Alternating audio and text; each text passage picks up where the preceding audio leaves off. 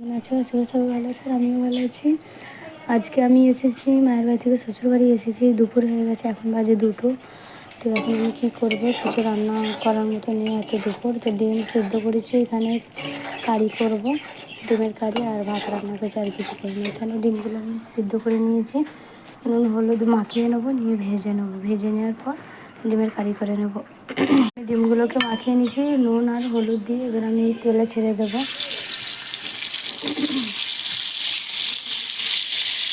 এবারে এগুলোকে ভালো করে নিয়ে আমি এখানে পেঁয়াজটা একটু কষা কষা করে নিচ্ছি, এখানে দিয়ে দেবো, দিয়ে না দিয়ে দেবো, বেশি কিছু করতে পারিনি, ভাবে উঠে যাবে। ডিমগুলো ভেজে এতে আমি দিয়ে দিয়েছি।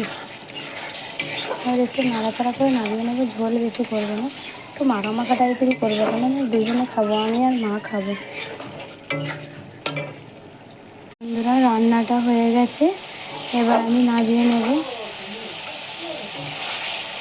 হয়ে গেছে, আমি নামিয়ে নেবো। বেশি আমি পানি দেবো না, কেননা দুজনে খাবো তো, সেই কারণে আমি দিইনি পানি। এবার নামিয়ে নিচ্ছি। ভাত করেছি, ভাতটা মিনিকেট চালের ভাত বলে একটু দেরি হচ্ছে, আমি তাড়াতাড়ি করছি। বাবু কান্না করেছে, উঠে পড়েছে,